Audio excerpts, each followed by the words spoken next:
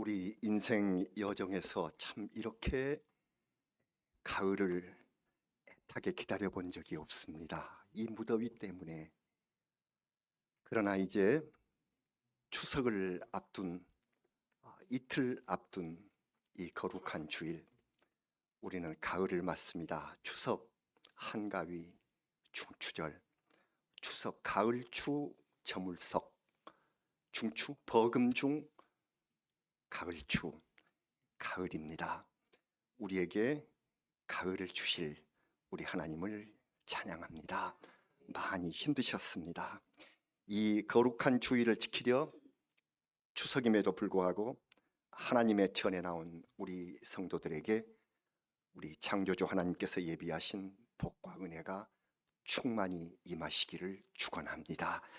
고향을 찾아서 귀성한 우리 성도들의 행로에도 평안함과 안전이 있기를 기도합니다. 오히려 모처럼 얼굴 뵙는 분들이 또 계시네요. 우리 같이 명절 주일을 찬양하는 이때 하나님께서 주신 은총 서로 충만히 나누시기를 주의 이름으로 축복합니다.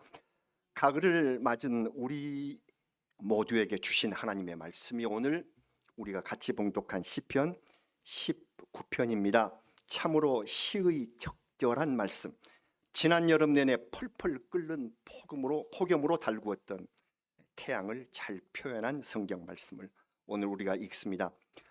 이 시편 19편을 가리켜서 유명한 기독교 변증가 C.S. 루이스, 나니아 연대기를 쓴 그 유명한 분 말이에요.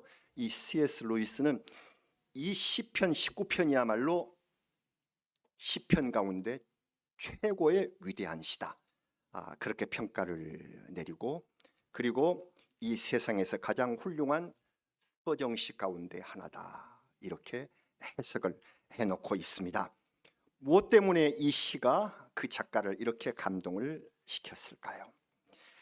태양을 만드신 창조주 하나님께서 그 해를 위하여 하늘에 장막을 치셨다고 표현을 해요. 해는 우주를 향하여 찬란함과 위력을 뜨겁게 발산하고 있다고 우리 시편 19편은 말합니다. 이 비유의 말씀 일부분을 우리 함께 말씀 다시 한번 봉독하고 시작하겠습니다. 19편 5절과 6절 말씀을 같이 봉독합니다. 해는 그의 신방에서 나오는 신랑과 같고 그의 길을 달리기 기뻐하는 장사 같아서 하늘 이 끝에서 나와서 하늘 저 끝까지 운행하며 그의 열기에서 피할 자가 없도다. 아멘.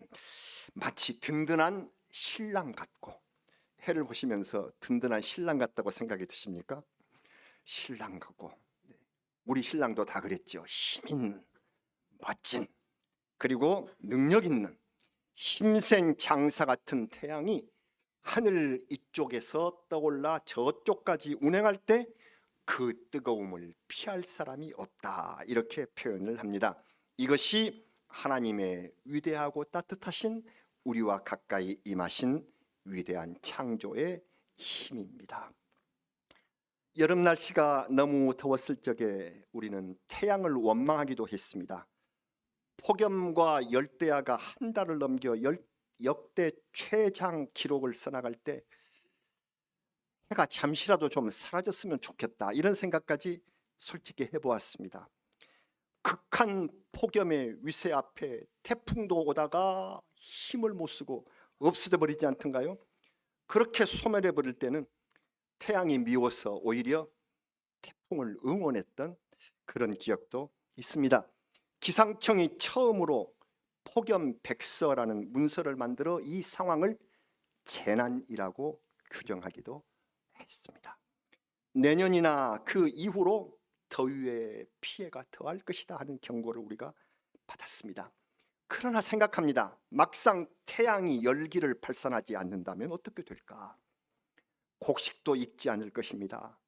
과일도 여무지 못할 것입니다. 비도 내리지 않을 겁니다. 태양이 뜨겁지 않다면 하나님의 창조 질서가 무너지고 마는 현상이 오지요. 오늘 다윗의 시편 19편은 해가 세상을 비추는 것이 하나님의 영광을 선포하는 일이다 이렇게 말합니다. 비록 더웠지만 하나님의 영광이 이 땅을 강하고 세게 비추셨습니다. 그래서 우리는 참고 다시 새로운 역사, 새로운 은혜 속으로 달려나갈 수가 있는 겁니다. 그 속에서 날이 새고 저무는 하루하루를 이렇게 수준 높은 은혜로운 시로 읊었지요. 2절, 3절, 4절 오늘 시편 19편 2, 3, 4절 말씀을 다시 한번 봉독하겠습니다. 날은 날에게 말하고 밤은 밤에게 지식을 전하니 언어도 없고 말씀도 없으며 들리는 소리도 없으나 그의 소리가 온 땅에 통하고 그의 말씀이 세상 끝까지 이르도다. 하나님의 해를 위하여 하늘에 장막을 베푸셨도다. 아멘. 얼마나 멋진 시입니까? 멋진 시. 그래서 세상에서 정말 훌륭한 서정시다 이렇게 평가를 한 거죠. 낮과 밤이 교체하는 것, 그리고 만물을 향하여 진리를 들려줄 때 우리는 조용하게 이것이 순서에 따라서 옮겨지지만 낮에 일하고 밤에 안식하게 하신 하나님의 섭리에 따라서 낮은 밤에게 자리를 물려주고 밤은 아침에게 또 자리를 물려주고, 그래서 조용하게 이어지는 이 세계의 섭리, 이것을 표현을 했습니다. 이 변화의 과정 속에 아무 말도 없고 어떤 소리도 들리지 않은 것 같으나 우주를 측량하시는 하나님의 완전하신 창조 법칙이 이렇게 작용한다. 하늘을 통해 나타나는 웅장한 계시가 바로 이것이다. 우리는 지난 여름 이 웅장한 계시를 세게 아주 진하게 체험을 하였습니다. 그래서 이 계시가 온 땅에 통한다고 성경은 이렇게 말씀하고 있습니다. 우리도 시편에서 배운 이 믿음과 찬양으로 우리가 세게 은혜를 받았으니 이제 새로 오는 가을과 밝아오는 하루를 더욱 의미 깊게 맞이하셔서 태양의 빛과 열은 우주에 베푸시는 하나님의 은총, 그리고 그 속에 살고 있는 나에게 비추시는 은혜, 이렇게 믿고 생각하시면서 우리 이 땅을 사랑하고 우리 삶을 더욱더 힘있게 그리고 감사하게 여기며 하나님의 영광을 찬양하며 올 가을 특별한 은혜에 사무치는 귀한 시간이 되시기를 주의 이름으로 축원합니다. 오늘 우리 시편 19편 말씀을 우리가 읽었는데요, 좀 독특한 점을 발견하실 수가 있을 거예요. 뭔가 시의 소재와 내용이 처음에 이렇게 우주의 영광, 하나님의 그 해의 위대함 이렇게 나오다가 6절까지 그렇게 나오는데 그 다음부터는 내용과 소재가 달라져요. 흡사 따로따로 지은 두 편의 시를 이어놓은 것 같아요. 다시 한번 1절부터 6절까지는 하늘 끝까지 운행하는 해를 비롯하여 하나님의 영광을 찬양했는데 7절 이후에는 시의 대상을 완전히 바꾸어서 여호와의 율법과 교훈의 귀중함에 대하여 말합니다. 하나님이 내리신 말씀과 교훈이 영혼을 다시 새롭게 한다. 지금 내 눈을 밝혀서 깨닫게 해주시라. 이렇게 노래를 합니다. 그래서 앞에는 해를 비롯한 하나님의 영광인데 다음에는 말씀과 교훈이 내 마음을 밝히라. 그래서 어떤 학자들은 원래 두 편이던 다윗의 시가 여기 시편 기록할 때 하나로 묶어진 것이다, 이렇게 해석하는 분도 있습니다. 그러나 저는 그렇게 보지 않습니다. 이 위대한 시는 더 큰 의미를 간직하기 위하여 이렇게 구성이 되었다, 이렇게 봅니다. 그러면 그 의미가 무엇일까? 여러분, 하나님의 계시는 크게 두 종류로 나타난다는 것입니다. 이게 아주 중요합니다. 하나님의 계시가 어떻게 두 종류로 나타나느냐? 먼저 하늘과 땅을 창조하심으로써 궁창에, 오늘 1절에 궁창이라고 그랬는데 궁창 그러면 이제 창공이라고 해석을 하십시오. 창공에 열기 넘치는 태양과 고요히 이어지는 밤을 통해서 하나님이 계시를 내리십니다. 창조의 계시가 임하신다는 것입니다. 모든 사람에게 창조하신 위대한 해와 달을 통한 창조의 계시를 내리시는데 이것만으로는 완전치 않으셔서 하나님께서 또 하나의 다른 종류의 계시를 우리에게 내리셨다. 그것이 무엇인가? 인간에게 주신 율법이다. 율법은 증거 또는 교훈, 계명 이렇게 말합니다. 곧 말씀입니다. 이 진리의 말씀이 우리를 지혜롭게 하고 마음을 기쁘게 하며 눈을 밝게 하십니다. 그러므로 하나님의 창조의 종류는 계시의 종류는 두 가지. 하나는 창조의 계시, 하나는 말씀의 계시. 우리가 볼 수 있게 그리고 우리가 뜨겁게 느낄 수 있는 그 창조의 계시를 주시고 다음에는 우리의 마음 속에 새겨 주시는 이 은혜로 우리의 마음을 바꾸게 하시는 이 말씀의 계시, 이 두 개가 합하여 완전하게 되더라. 창조와 말씀 둘이 하나 되어 완전한 하나님의 뜻을 이룰 수 있다 하는 이 의미가 오늘 말씀 시편 19편에 새겨져 있는 전체적 교훈입니다. 이렇게 생각하시고 다시 읽어보시면 큰 은혜를 받으실 것입니다.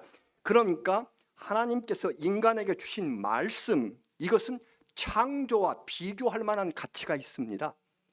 우리에게 주신 이 말씀의 의미, 이 고귀함은 저 태양 그리고 우리가 살아가는 낮과 밤을 창조하신, 그래서 주신 이 은혜와 서로 비슷한, 서로 같은 가치가 있는 그러한 말씀이라 하는 뜻이죠. 하나님께서는 해와 빛을 만드시는 것으로 끝내지 않고 인간에게 말씀을 주셔서 진실과 의에 이르게 하셨으니 이것이야말로 우리가 읽었습니다.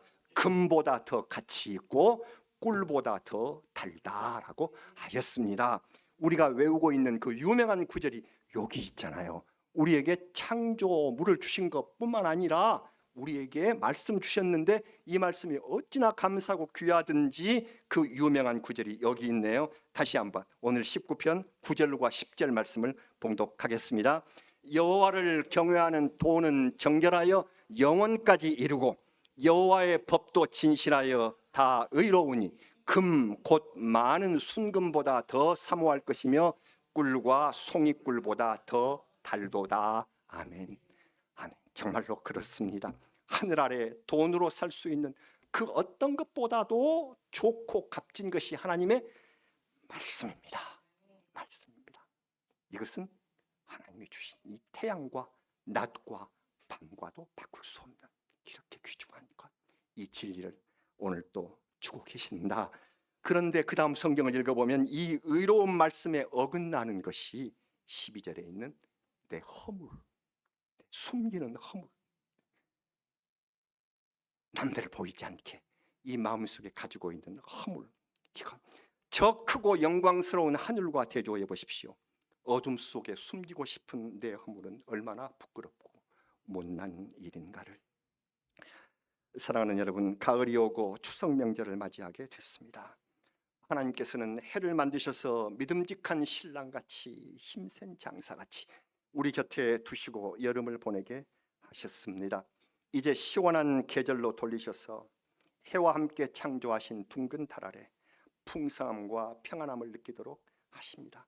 그래서 먼저 내 안에 있는 허물들을 내놓고 가족 친지들과 더불어 창조의 하나님이시며 말씀의 하나님께 감사의 찬송을 드리고 나의 보기에 부끄러운 이 크고 작은 허물들을 주 앞에서 깨끗이 씻어버리는 은혜로운 명절을 맞으시면 기쁨이 충만하실 줄로 믿습니다. 언젠가 제가 이 컵을 쥔 그 모양의 손으로 드리는 기도에 대하여 말씀드린 적이 있습니다. 두 손을 가볍게 붙여보시고 이 속에 상처 입은 새 한 마리가 있다고 생각을 해보십시오. 두 손을 꽉 눌러버린다면 이 새는 짓눌리게 될 것입니다. 두 손을 펴거나 느슨하게 펼쳐버리면 새는 날아가려다가 땅에 떨어져 버릴 것입니다. 그래서 가장 좋은 보호의 모양이 컵 모양의 손이라고 하는데, 그래서 어떤 신학자가 말하기를 하나님은 가볍게 컵을 쥔 모양의 손으로 우리를 보호하신다, 그런 말이 있다는 것을 말씀을 드렸습니다. 이 말은 하나님 안에서 충분한 자유가 있으며 아울러 충만한 보호가 있다는 사실이죠. 그래서 하나님은 우리를 자유롭게 하시며 보호하시는 그 모양이다. 그래서 우리의 기도도 이러한 기도가 이루어지며 이 컵 모양의 안에서 위로 향하는 기도와 안으로 향하는 기도를 드려야 한다 하는 그러한 말씀을 제가 수년 전에 드린 바가 있어요. 우리는 연약한 존재입니다. 이 세상을 살아가면서 부대끼고 시달린 나머지 마치 상처 입은 새 한 마리처럼 되어버린 것이 바로 우리 인생입니다. 그래서 우리 인생은 하나님의 컵 안에서 보호를 받고 있습니다. 우리가 하나님의 손 안에서 보호받는 사실을 알았다면 우리의 기도는 먼저 위로 향하는 감사의 기도가 드려져야 할 것입니다. 오늘 우리가 시편 19편을 읽었는데 그 앞쪽 하늘의 위대함을 찬양한 그 짝을 이루는 시가 시편 8편입니다. 시편 8편 잘 아실 텐데 이건 역시 다윗의 시로서 여호와 우리 주여 주의 이름이 온 땅에 어찌 그리 아름다운지요. 우리가 이 찬양으로도 잘 부르는 바로 이 시가 시편 8편입니다. 이 시편 8편 속에 이런 내용이 있습니다. 이 한번 읽어볼까요? 4절 5절 시편 8편의 4절 5절을 같이 봉독합니다. 사람이 무엇이기에 주께서 그를 생각하시며 인자가 무엇이기에 주께서 그를 돌보시나이까. 그를 하나님보다 조금 못하게 하시고 영화와 존귀로 관을 씌우셨나이다. 아멘. 우리 그 가사 가운데 사람이 무엇이 관대 그랬었죠. 네. 인자가 무엇이 관대. 이건 옛날 성경 번역이고 지금은 무엇이기에 이렇게요. 그래요. 우리가 무엇이기에 나를 이렇게 생각하십니까? 이 말씀을 보십시오. 인간은 비록 상처를 입고 어려움에 빠질 때가 있지만 하나님 앞에 영화로운 존재이기 때문에 내가 뭔데 아무것도 아닌 이 세상에 수많은 존재들, 그러나 내가 무엇이기에 하나님께서 나를 택하시고 사랑하시고 관심을 가져주시고 의로운 길로 인도하시는가? 왜? 내가 이래봬도 하나님 앞에 영화로운 존재이기 때문에. 그래서 감사하며 항상 위로 향하는 기도를 드려야 할 자격과 책임이 있는 것입니다. 하나님은 우리의 연약함을 아십니다. 그렇기 때문에 또다시 은혜 받을 기회를 내려주십니다. 여러분, 폭염에 지쳐서 기도와 말씀 공부에 소홀하셨다면 이제 믿음을 회복하기에 적절한 시간이 왔습니다. 새벽에 시원한 바람 속에서 기도로 하루를 시작하시고 하늘을 바라보며 맑은 하늘 아래 우리의 마음이 깨끗이 씻겨감을 느낄 때 찬송하시고 감사하시기를 바랍니다. 하나님이 우리에게 내리시는 은총의 시간이 오고 있는 것입니다. 성전에 열심히 나오시고 마음을 가다듬어 온 땅에 통하시고 세상 끝까지 이르는 그분의 말씀을 묵상하십시오. 그래서 더군다나 주의 전에서 읽는 하나님의 말씀은 은혜가 큽니다. 늘 묵상하십시오. 그러시면 우리의 건강이 다시 회복될 줄로 믿습니다. 우리의 상한 영혼이 다시 기쁨으로 채워질 줄을 우리는 확신합니다. 교회가 든든해지고 성도 사이에 사랑이 흐르는 은총이 다시 회복되게 될 것입니다. 추석 명절에 여러분, 나 자신과 내 가족만을 위해 기도하는 것으로 끝내지 마십시다. 하늘의 장막을 보는 우리는 위로 향하는 기도를 드려야 한다고 지금 하였어요. 이웃과 세상을 위한 기도가 포함되는 것이 위를 향하는 기도입니다. 하나님의 영광을 찬양하며 세상 끝까지 진리의 말씀이 이르기를 바라는 기도를 드리십시다. 내가 중하다면 하나님이 창조하신 저 먼 곳에 있는 아직 주님을 제대로 모르는 그 영혼들도 귀한 것입니다. 그래서 기도하십시다.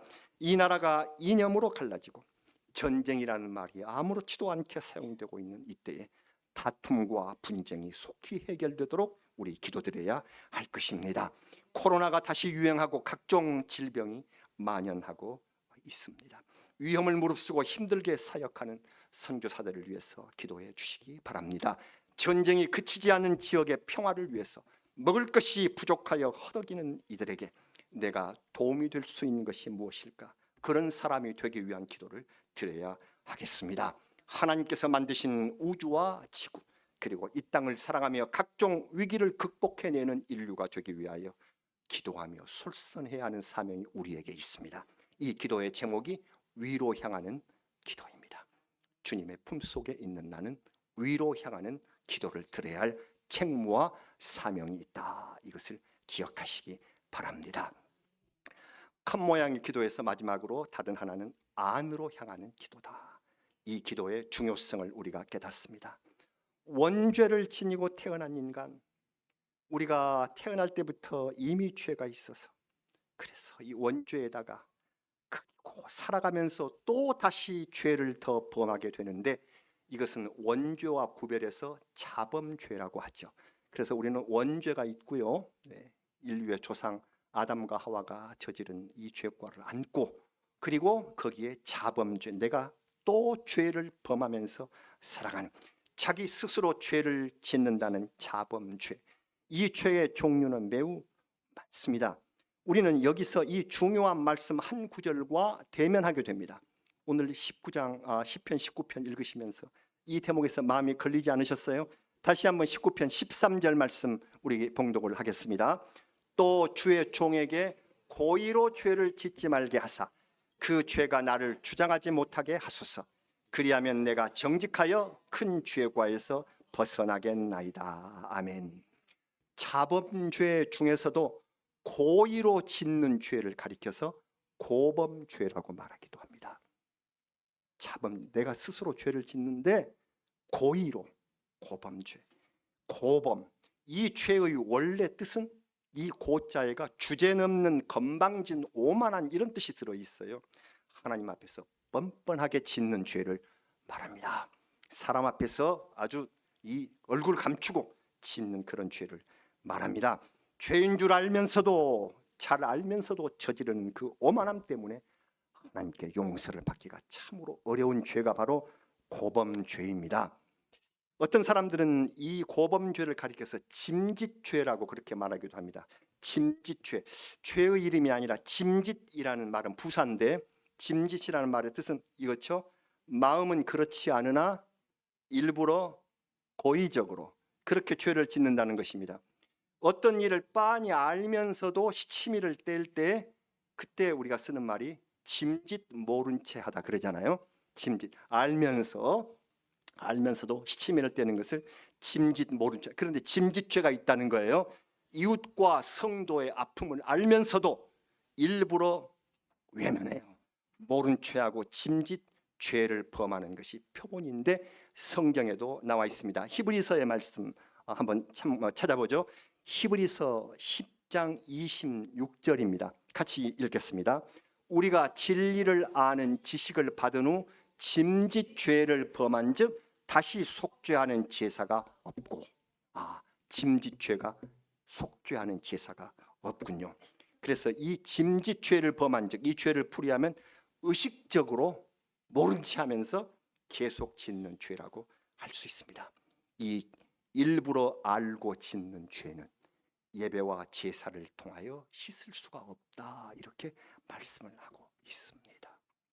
오직 온전한 믿음으로 영혼을 구원하는 데까지 힘써 나아가야지. 짐짓, 그리고 고범, 일부러 알면서도 짓는 이 죄를 우리는 짓지 않아야 합니다. 성경은 방법을 가르쳐 주십니다. 이 죄를 씻어버릴 방법이 정직이라고, 방금 정직이란 말이 나왔죠. 고의나 짐짓이 설 자리가 없는 것이 정직입니다. 그래서 성경은 늘 정직함을 강조합니다. 특히 오늘 본문인 시편과 잠언에서는 정직에 관한 교훈이 집중되어 있어요. 정직하라. 대표적인 말씀으로 시편에서 다윗은 내가 정직할 뿐만 아니라 내 영까지, 내 영이 온전히 정직해야 한다 하고 그렇게 기도합니다. 그 기도 가운데 제일 유명한 시편 51편 10절 말씀 기억하십니까? 같이 봉독하십니다. 하나님이여 내 속에 정한 마음을 창조하시고 내 안에 정직한 영을 새롭게 하소서. 아멘. 고범죄를 짓지 않기 위하여 내 안에, 내 영에 정직한 영을 새롭게 하소서. 그리고 다윗의 아들인 솔로몬은 잠언 말씀에서 이렇게 교훈했습니다. 잠언 16장 17절 말씀을 보겠습니다. 악을 떠나는 것은 정직한 사람의 대로이니 자기의 길을 지키는 자는 자기의 영혼을 보전하느니라. 아멘. 정직은 영을 보호하는 최상의 방법입니다. 정직하지 않으면 영이 망가집니다. 정직하지 않으면 고범죄를 지을 수가 있습니다. 이 세상을 살아가면서 자신의 인간적 욕심이나 정치적 목적이나 잘못된 수단 때문에 정직을 버리고 거짓된 행위를 한다면 하나님이 주신 영혼을 파괴하는 행위입니다. 내 영을 파괴하는 행위가 거짓이에요. 고범죄예요. 그래서 정직하라. 구원의 자녀이기를 포기하는 멸망의 짓이 고범이다. 그래서 이걸 씻고 하나님 앞에서 명을 새롭게 하라. 정직하라. 이것이 안으로 향하는 기도의 제목이 되겠습니다. 그래서 안으로 향하는 내 영의 모습을 보시고 깨끗하게 씻김을 받고 정직하게 안으로 향하는 기도의 마지막이 오늘의 시편 끝절인 14절 말씀입니다. 우리 마지막으로 오늘 14절 말씀을 같이 봉독하겠습니다. 나의 반석이시요 나의 구속자이신 여호와여, 내 입의 말과 마음의 묵상이 주님 앞에 연락되기를 원하나이다. 아멘. 이것도 찬송으로 많이 부르셨죠. 연락은 무슨 뜻? 연락, 기쁘게 받아들인다. 기쁘게 받아들인다. 하나님께서 만족하시며 수락해 주신다니 얼마나 좋은 말씀입니까? 연락되기를 원하나이다. 그래서 한자 말이 어려워서 세번역 성경은 언제나 주님의 마음에 들기를 바랍니다. 이렇게 번역했습니다. 우리 안으로 향하는 기도의 맨 끝, 주님의 마음에 들기를 바랍니다. 주님께서 기쁘게 나를 받아주실 줄로 믿습니다 하는 것입니다. 내가 말하는 것과 마음으로 생각하며 기도하는 묵상이 주님의 마음에 들었으면 좋겠습니다. 사랑하는 여러분, 이 성경을 읽으시고 하나님 앞에 기도하시면서 묵상으로 우리 주님 앞에 아뢰어 보세요. 우리의 아뢰미 우리 주님의 마음에 들었으면 좋겠습니다. 연락해 주실 줄로 믿습니다. 무더위를 벗어나서 시원하고 풍성해진 이 추석에 우리의 말과 내 마음의 묵상이 주님께 연락되기를 바랍니다. 이 은혜, 이 축복 누리시기를 바랍니다. 다른 어느 때의 명절보다도 이 힘들게 여름 보내고 그리고 다가온 저 창조로 우리에게 주신 그 위대함과 말씀으로 우리에게 주신 그 기쁘심, 이것을 같이 체험하시면서 우리의 기도와 묵상이 주님께 연락되기를 간절히 바라며, 이것이 우리의 안으로 향하는 기도의 핵심임을 마음속에 기억하시기를 바랍니다. 사랑하는 여러분, 추석 잘 보내세요. 모두 행복하고 기쁘게 보내시고 가정마다 은총과 축복이 충만하시고, 그리고 몸과 마음으로 연약하고 아픈 것이 주님 앞에서 치유되기를 다시 한번 주의 이름으로 축원합니다. 하나님께서 우리 빈누리 교회를 통하여 영광 받으실 줄로 믿습니다. 기도하겠습니다. 아버지 하나님, 주님께서 주신 그 놀라운 계시의 은혜, 창조와 말씀 참으로 감사합니다. 뚜렷이 보여주신 창조의 은총을 우리는 이제 참으로 감사하면서 이 말씀과 진리 속에 정직으로 안으로 향한 기도, 그리고 감사한 위로 향하는 기도를 드리면서 살도록 하겠나이다. 주님, 저희의 다짐을 받아 주시옵소서. 이 명절에 주 안에서 행복과 기쁨과 감사를 누리는 모든 성도들이 되기를 간절히 바라오며 우리 구주 예수 그리스도의 이름으로 기도드리옵나이다. 아멘.